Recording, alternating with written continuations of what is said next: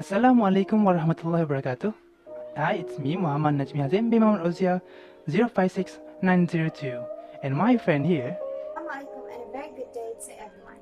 My name is NADRAH Binti Muhammad ZUKI and my metric number is 057116.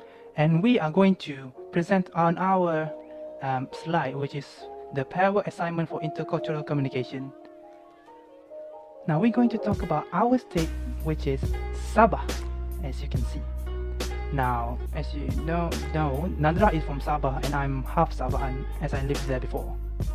So now I'll pass it to NADRAH. Now nothing feels more like an inseparable twin than your own hometown's culture. Culture is a naturally known and learned social behaviors, languages, dialects, and celebrations that are practiced in a community of a population. Now, it is a very common phenomenon that happens all around the world, and I would personally say that my culture in Sabah is the most unique culture of all, because that is what I have grown up learning about. But that would be biased, because obviously everyone treasures their own culture as much as we did to ours, because every other culture is extraordinarily unique. That is why we want you guys to learn more about Sabah's culture as much as we want to learn more about yours. Hence, today, we will be sharing about the basic words, the cultural events, and the most visited places in Sabah. Now we are going to talk about the famous places visited by tourists in Sabah. First one, we are going to talk about Marble Island, Semporna. Years ago, Sipatan Island was the most visited island here in Semporna. Due to the economic growth and amazing tourism skills, the management of Marble Island Resort has brilliantly marketed this island to be one of the 3 most visited islands in Sabah. That was in 2019. The island operated as safe, skilled dives for tourists and visitors to actually experience the quality of diving. Experience the real underwater breathtaking view of sea wildlife in Marble Island. Now let's look at the picture of the Marble Island Semporna. This is the picture. Now let's move on with the second one, which is Kundasang Ranau.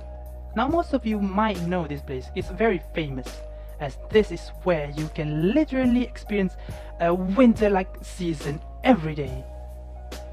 Kundasang has been the sweetheart of Sabah for decades now.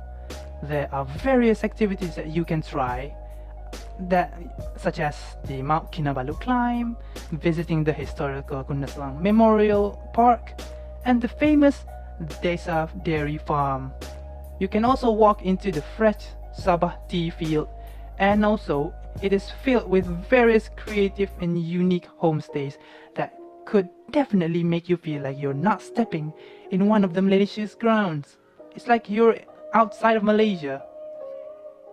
Now let's look at the places in the pictures here that I provided. Now let's move on to the third one, which is the Kota Kinabalu city. Now everybody knows where KK is, as we Sabahan call them. But Kota Kinabalu city is the capital city of Sabah.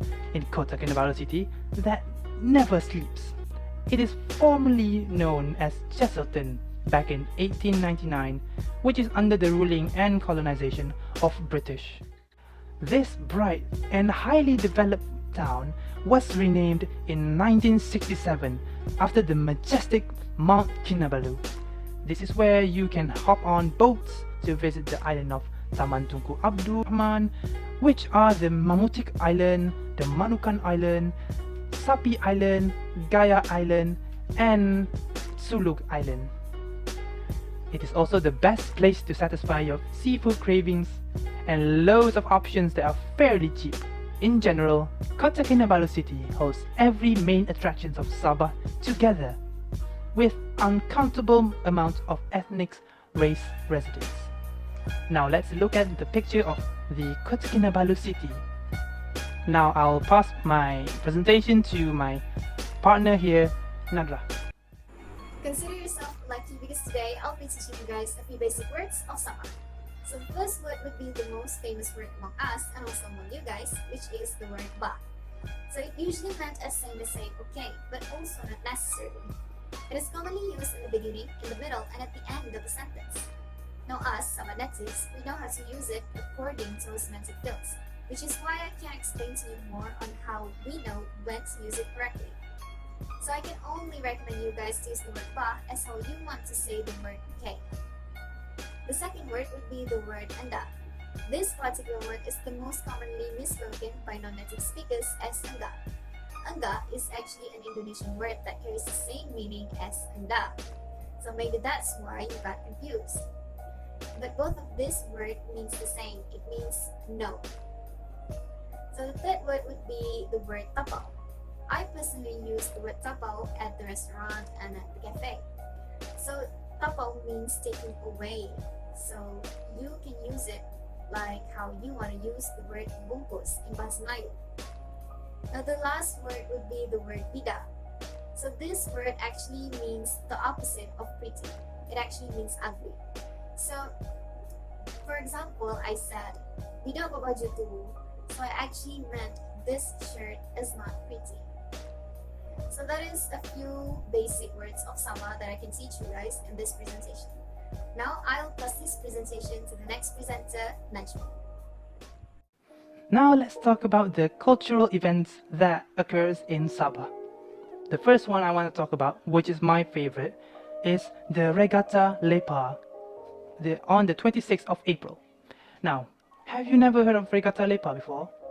Well, the Regatta Lepa is an annual event that pays homage to the Lepa, the traditional single-masted sailing boat of Bajau Sempurna. A flotilla of colorful boats dot the Celebes Sea as they compete for the title, the most beautiful Lepa. The celebration continues with various culture performances, the Lepa beauty pageants, as well as the traditional and contemporary sports and games. It was first invented to celebrate the hard-working fishermen of the Bajau Laut. But years pass and it is generally known as the biggest water festival in Sabah, celebrated by all. In this event, you want to know what they do? Locals decorate their boats with bright colorful sails and exhibit them alongside the dock. These bright colored sails are also known as the symbolic of this event. The colors chosen are also the actual traditional colors of the Bajaus. The games generated this event are all water-based, such as boat race, boat pulling race, and swimming race. Now let's look at the pictures here. Moving on, we're going to talk about the second culture festival, which is Tamu Besar. Now it occurs on the 26th and 27th of October. The word tamu is a Sabah vocabulary which means market. So basically this is a huge market in another underrated district called Kota Belud, Sabah. It is often crowded in the morning because the locals usually went there to buy fresh groceries, and they sell literally everything in the market. Fresh vegetable, meat, you name it, plants, flowers, anything. Pick your favorites. Traditional cakes, street food. You can come here and fill your tummy full. Now you might wonder, why is this considered as a cultural event? Because here is the place where you can find every traditional dish and dessert. This is also where you can have an easy access to the complete traditional outfits. The traditional symbolize home decoration, traditional herbal medicines, and also the traditional musical instruments. It is operated only on Sundays and Saturdays weekly. Hence the reason why it's often very crowded.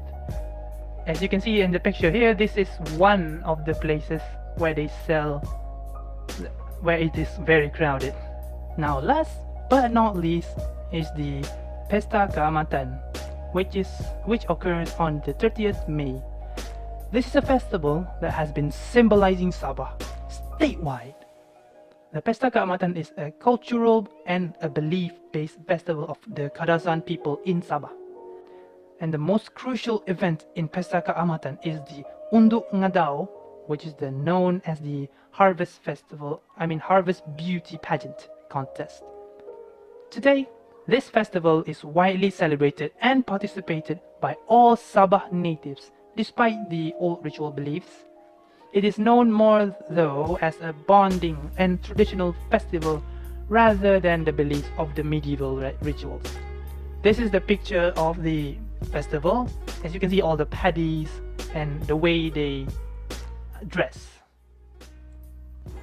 Well, that is all from us about a little bit of the Sabah culture. I hope you guys enjoyed our presentation. Now let us proceed to the Q&A session. Thank you!